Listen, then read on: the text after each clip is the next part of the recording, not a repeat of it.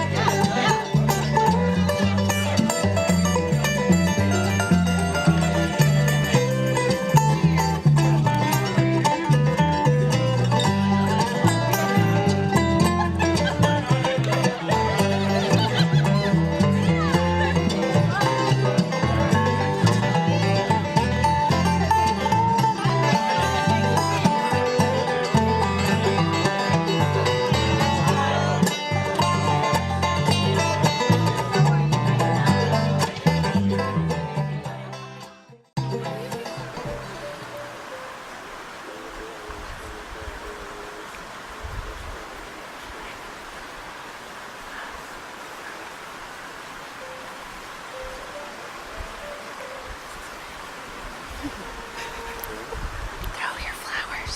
Savannah, throw the flowers. Okay. Oh, wait.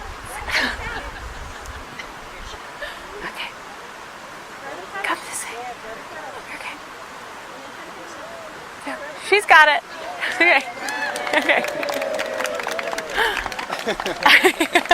She was like, I know.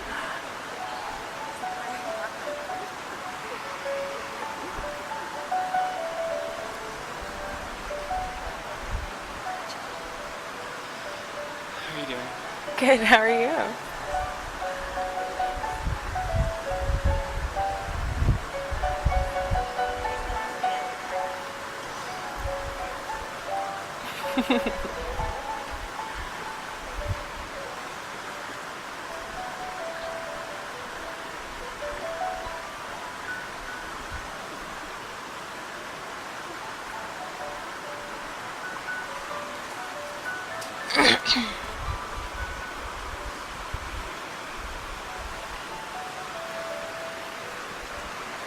Who brings this woman to marry this man? Her mother, Tina, and I do. God bless you. Please be seated. The bride and groom would like to invite you to be fully present during the ceremony today by turning off any cell phones and cameras. Today is a celebration of love, of commitment, of friendship, of family, and of these two people who are in it forever. On behalf of Tim and Carmen, I would like to thank you for being here this afternoon, for taking the time and making the journey, and for the effort that it takes, not only to be part of this day, but to be part of their lives. Tim and Carmen have invited you here to this beautiful place to show you a glimpse of an important piece of their love, to share with you the majestic Douglas fir trees, abundant fern-filled forests, and the salmon-bearing streams like the ones they've explored during their years together. Of the hundreds of important moments that take place throughout our lives, this one is regarded as one so critical we acknowledge its special status by sharing it with others. Because despite all of our differences, love is what we all share. It's our one universal truth. No matter who we are, or where we come from, or what we believe, we know this one thing: love is what we're doing right. Each of us is a powerful creator of love. Every moment of every day, we get a choice to dedicate ourselves to one another or to withhold our love and caring. For a love to exist between two people, each person must allow the vulnerability of giving his or her love to each other. Each must be open to receiving the other's love in return. Moments like this are a reminder that the ability to love is the very best part of humanity. And that's why all of you are here, to see love bloom, to participate in the union of these two people, and to have a couple of cocktails in the process. Woo! Tim and Carmen have asked that I read an excerpt from Family Happiness, written by Leo Tolstoy. I have lived through much, and now I think I have found what is needed for happiness. A quiet, secluded life in the country, with the possibility of being useful to people to whom it is easy to do good, and who are not accustomed to have it done for them. Then work, which one hopes may be of some use. Then rest, nature, books, music, love for one's neighbor. Such is my idea of happiness. And then, on top of that, you for a mate. And children, perhaps. In their case, many fur babies. What more can a heart desire? Throughout time, countless millions of people from many cultures, religions, and societies have gathered among family and friends to celebrate their love for one another and their commitment to each other. Each culture has symbols and rituals to celebrate marriage. This ceremony is a symbol of how far you've come together and a symbol of the promises that you will continue to make to teach each other throughout your lives together. These symbolic vows that you're about to make are a way of saying to one another, hey, you know all those things we promised and hoped and dreamed? Well, I meant it, every word. Before this moment, you've been many things to one another. That intimidating girl in class who gets straight A's, the guy with the wolf tattoo, friend, travel companion, fiance. But now you'll say a few words that take you to a new threshold of life. After these vows, you'll be something new to each other, husband and wife. Nothing is easier than standing here and saying these words, and nothing is more difficult than living them day to day. When you love someone, you don't love them all the time in exactly the same way. That's impossible. Yet it's what most of us expect. We forget the ebb and flow of life and love and relationships. We insist on permanence, on duration, on continuity. But in love, as in life, the only stability is in change and growth. Therefore, what you promise today must be renewed and reaffirmed tomorrow and all the tomorrows to come. Having considered all of these things, Tim, do you promise to do your best each day to create a loving, healthy, and happy marriage? Oh. Yes, I do. Okay. Carmen, not Carm. Carmen, do you promise to do your very best each day to create a loving, healthy, and happy marriage? I do. Great. Now take a good look at your partner's hands. Do it, Carmen. So that you can see that the fit that they are to you. These hands are the hands of your best friend that are holding yours on your wedding day. These are the hands that will work alongside yours as together you build your future. These are the hands that when wrinkled in age will still be reaching for yours. This is the point in the ceremony when people usually talk about the wedding bands being a perfect circle, having no beginning and no end. But we all know these rings have a beginning. Rock is dug up from the earth. Tungsten and silver are liquefied in a furnace at 6,150 degrees Fahrenheit and 1,761 degrees Fahrenheit, respectively. The hot metal is forged, cooled, and then painstakingly polished. Something beautiful is made from raw elements. Love is like that.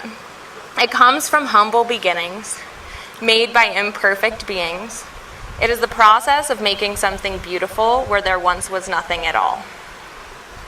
Chris, will you hand Tim and Carmen their rings?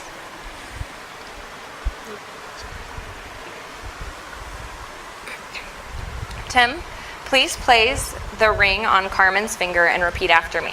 Okay. I give you this ring to wear as a symbol of my abiding love. I give you this ring as a symbol of my abiding love. Good enough. Good enough. Carmen, please place this ring on Tim's finger and repeat after me. I give you this ring to wear as a symbol of my abiding love. I give you this ring as a symbol of my abiding love. Say it to Tim, not me. Now, before you're married partners, I have just one more thing I'd like you to do. So many people here remember their wedding. They'll remember the joys, the emotions, the promises, hope, and laughter, but they'll also remember how fleeting it was. So I'd like to slow things down. Take pause and soak up the moment. I want you to look at each other and think about the happiness you're feeling. In this place, in this moment, really let that feeling register in your heart, in your mind, and in every cell of your body. Now promise yourselves you'll remember this feeling. During your marriage, draw strength from it during the tough times, and let it nourish you even more during the times of joy. And now it's time for me to declare you married. From now on, your family, friends, community, and indeed the whole world will know you as co-travelers through life, adventurers, soulmates, and it is my pleasure to be the first to officially call you husband and wife. You may seal your vows with a kiss.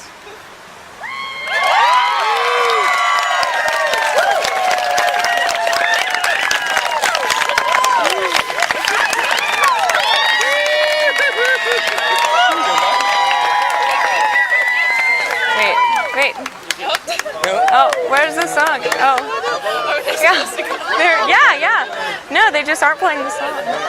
It's very quiet. Yeah, I know, it's very quiet. So now you guys can go. Dad, Carmen.